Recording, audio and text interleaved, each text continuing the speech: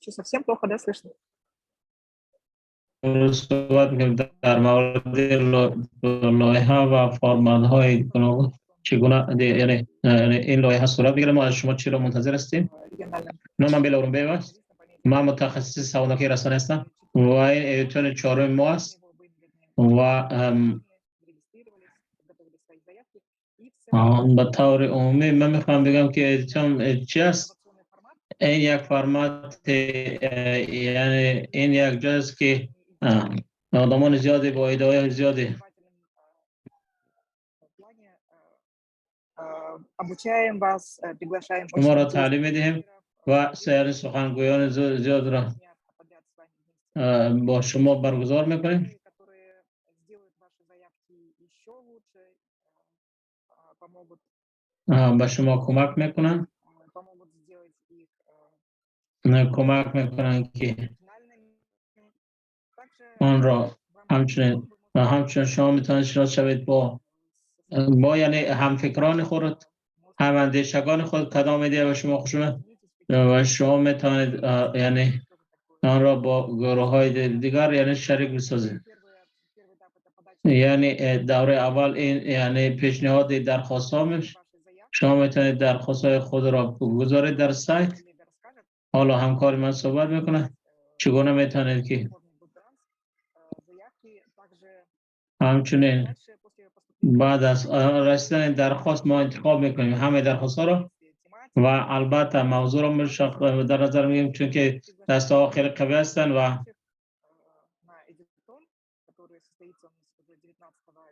ما 19 دکبر شروع میشه ایدیتون و ما در وقت ایدیتون شما را آموزش میدیم با مدیا یعنی سواد رسانه‌ای یعنی آموزش چگونه لایحه ها را یعنی تطبیق کنید و چگونه جلب کنید یعنی مخاطبان را و مانند اینها.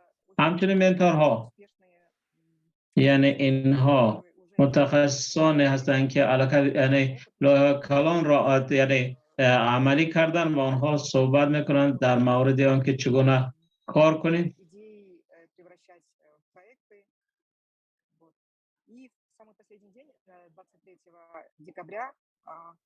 بیستم دکبر ما شما لایحه خود را محافظت میکنیم و هیئت داوران ما آنها صحبت میکنند. آنها از همه چیز بهتر را یعنی انتخاب میکنند و ما لایحه های بهتر را یعنی دستگیری میکنیم. به طور کل من این را در این باره میخواستم صحبت کنم. حالا همکار من الکساندر کریم صحبت میکنم و کدام سمت ها را ما درخواست ها را منتظر هستیم و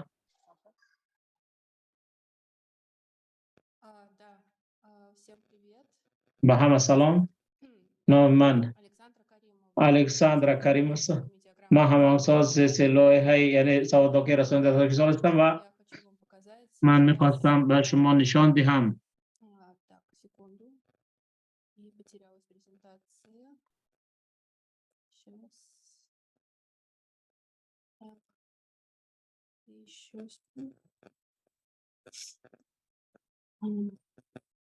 У меня не отображается презентация. презентация نشان داده نمیشود. А мы можем сначала да, про лучшие проекты. بهترین یعنی لایحه ها صحبت کنید. من میخواستم بگم که در ایدیتون اشتراک میکنند از قزاقستان، تاجیکستان و ازبکستان و شما میتوانید بین خود یعنی مشورت کنید و میتوانید لایحه های بین المللی یعنی تهیه کنید. ما درباره لایحه صحبت که تا به حال داشتیم و یعنی سال گذشته ایدیتون هر ساله و ساشا شما گفت زنید.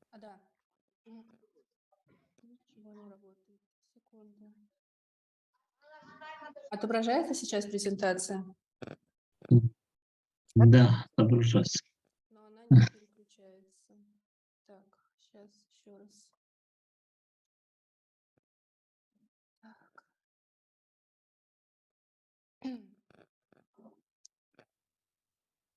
Вот, отображается? Да, все видно. Все. Да, как Белла сказала, мы... همطور که بیلا گفت ما حالا صحبت میکنیم در مورد چند لایه های موفقی که ما سال گذشته و سال پیرار ما داشتیم و صفت مثال می‌خواستم به شما نشان دهم لایه های را که و این اساساً یعنی این یک نمایش تئاتری یعنی مضحکی بود که ما در 15 نوع ولایت ساخت نشان دادیم و به شکل بعضی برای تماشاگران به شکل آفلاین نشان دادیم و ما می‌بینیم که سوادناکی رسانه بسیار موضوعهای جدی می‌توانیم یعنی چیزهای جالب را نشان دهیم از طریق یعنی هنر و صنعت. این نمایش بسیار خوب بود و یعنی هم درجه مضحکه بود، سرودها بود و گروه ها می رفتن به نایه ها می رفتن آدمان را در کوچه ها جمع و نشان می دادن همین نمایش را. این از آن نمایش نداد که سواد رسانه‌ای را می توان هم از طریق صنعت و هنر می توان گفت. یا دیگر مثال این لایحه سال گذشته ما که آن را تیار کرده است یک سری یعنی کامیزها را در مورد سوادناکی رسانه‌ای و سوادناکی رقمی و این مثال آن که میتوان صحبت کنیم در مورد سوادناکی رسانه‌ای از طریق سیوژت ها از طریق سرگذشت ها به شکل بسیار ساده و دسترس و چیزی که جالب است این به زبان تاجیکی بود به زبان ازبکی هم بود که بیشتر یعنی مخاطبان بیشتر حال یک لایحه دیگر که حالا این سال به نزدیکی تمام شد ما میدانیم که سوادناکی رسانه یعنی آدمان زیادی موضوعهای زیادی را فرا میگیرد و امروز این یعنی ساحه 23 ساحه را فرا میگیرد از جمله این سوادناکی یعنی در ساحه کینا می باشد. ما یعنی تاکید جدی داشتیم و در نتیجه پیدا شد یک تلویزیون برنامه در ساحه سوادناکی رسانه شریک ما هلیکل استمدین بود یک بود سرمحرر 60 یعنی برنامه تلویزیونی در مورد سوادناکی رسانه‌ای یعنی برنامه کردن کینا چی است چگونه کینا را درست نگاه کنیم تاریخ کینای تاجیک آموخته شد جنبه ها چگونه تحلیل کردن سیوژت ها به راه مانده شد و این بود مثال آنکه محتوا ممکن است که از جانب رسانه های کسبی در منطقه کانال های منطقه‌ای پخش شود. حالا یعنی لایه ها میرن به قزاقستان بیلا در این باره گپ میزنن. سال گذشته ما بیشتر تاکید کردیم به صنعت به هنر از طریق هنر میتوانیم چگونه میتونیم سوادناکی رسانه‌ای را پیش ببریم. ما هم موزیکل داریم همچنین موزیکل در ازبکستان است در یعنی لایحه گذشته و در اینجا یعنی 1000 تماشابین آمده بودند و حالا گاسترول ها به شهرهای قزاقستان ادامه دارد در مورد سوادناکی رسانه‌ای و سوژت این موزیکل یعنی برنامه موسیقی یعنی از طریق یعنی از برنامه اینترنت پیشنهاد شد و همچنین سنجش فکت چکینگ